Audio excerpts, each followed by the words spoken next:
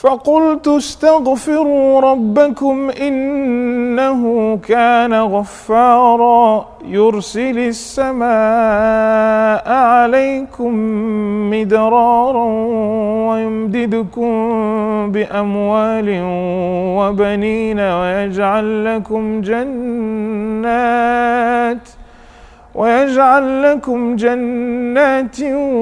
ويجعل لكم أنهارا. Chers amis, salam alaikum wa rahmatullahi ta'ala wa barakatuh. Nous sommes dans la deuxième dizaine, la dizaine médiane pourrait-on dire, qui est la dizaine, comme le prophète sallallahu alayhi wa sallam l'aurait dit dans le propos, du pardon. Et souvent on parle, pour désigner ce mot en arabe, de trois notions. Il y a la notion de afw, la notion de istighfar et la notion de tawbah. Et au fond, quand on les analyse, on voit qu'elles sont variablement utilisées pour renvoyer à l'idée que Dieu accorde à ces créatures qui n'ont de cesse de lui désobéir, puisque cela fait partie aussi de ce qui les constitue, n'est-ce pas? Kullu bani Adam khata, tout homme est potentiellement fautif, pécheur donc, wa khayrul khata'in at-tawwabun, mais les meilleurs parmi ceux qui fautent sont ceux qui demandent pardon et qui se rédiment. Il y a donc l'idée que nous avons été faits pour fauter, mais pas pour y rester éternellement ou constamment. Le verset du Coran justement qui nous parle de comment un péché est fait. Eh bien, celui-ci une fois fait, ils ne persistent pas dans ce qu'ils commettent comme péché, comme faute, tout en étant conscients. Ce qui veut dire encore une fois que, comme le hadith du prophète sallallahu alayhi wa sallam le dit également, si nous, humains en tant que communauté, nous ne faisions pas de péché, Dieu nous aurait remplacés par une communauté qui lui aurait désobéi pour ensuite aller lui demander pardon. Donc l'idée de commettre un péché est quelque chose de consubstantiellement lié à la notion de pardon.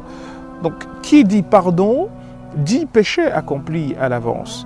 Donc le fait de parler de pardon sous-tend ou suppose un péché préalablement accompli. Et étant donné que nous en commettons à foison, eh bien, nous sommes emmenés constamment à demander pardon. Mais là-dessus, nous avons une dizaine qui est celle du pardon. Une dizaine donc dont le but est clairement de faciliter le pardon. Ça ne veut pas dire encore une fois que dans les autres occasions, dans les autres dizaines des autres mois, il ne nous est pas demandé de demander pardon. Deux choses essentielles. La première, c'est de savoir faire preuve de pardon à l'endroit de ceux qui nous ont causé du tort.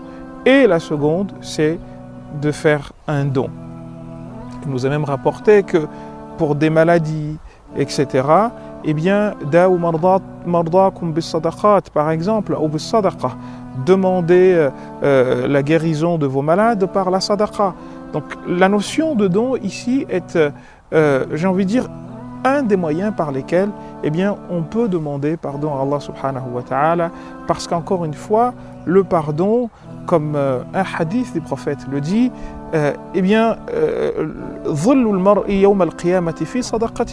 l'ombre sous laquelle sera la personne le jour du jugement se trouvera ou se trouve dans sa sadaqa, dans son don. Donc étant donné que nous sommes dans cette dizaine du don, eh bien, pour avoir, n'est-ce pas, la couverture ou l'ombre du jugement, ou l'ombre du jour du jugement, pardon, rien de mieux que quoi? Rien de mieux que de faire acte de don pour, n'est-ce pas, espérer être couvert par la sadaqa qui, elle, eh bien, couvre l'ensemble de la personne, c'est-à-dire, en gros, expie les péchés que la personne a pu commettre à un moment ou à un autre.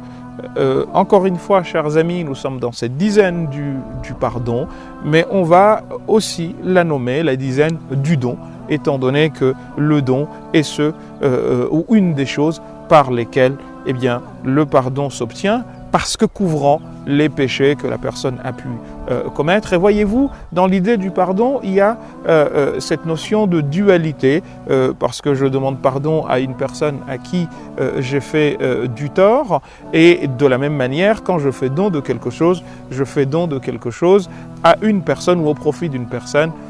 Donc il y a cette dualité qui apparaît, et encore une fois, pour cette raison, on nous demande, pour couvrir, n'est-ce pas, ou expier un péché commis, naturellement, si ça a été commis contre une personne, il faut aller lui demander pardon à cette personne, n'est-ce pas, parce que Dieu ne rentre pas, encore une fois, dans les péchés, les torts que nous avons mutuellement, nous sommes mutuellement faits. Il intervient seulement dans les péchés que nous avons faits en lui désobéissant à lui, mais pas des péchés qu'un homme a commis contre un homme comme lui. Mais pour cela, il faut encore une fois s'inscrire dans l'idée que je donne, je fais acte de don pour, n'est-ce pas, couvrir l'ensemble des péchés que j'ai pu commettre. C'est la raison pour laquelle je vous incite, comme je m'incite moi-même, eh bien, à faire acte de don, pardon et don rimant. Eh bien, faisons-les rimer dans cette dizaine, et de cette manière, Inch'Allah, nous serons parmi ceux auxquels Dieu accordera son pardon. Puissent nos œuvres être acceptées, puisse-t-il, Dieu, faire en sorte que nous fassions partie des personnes qui bénéficieront de son pardon dans cette dizaine qui est celle du pardon. Wassalamu alaikum wa rahmatullahi ta'ala wa barakatuh. فَقُلْتُ اسْتَغْفِرُوا رَبَّكُمْ إِنَّهُ كَانَ غَفَّارًا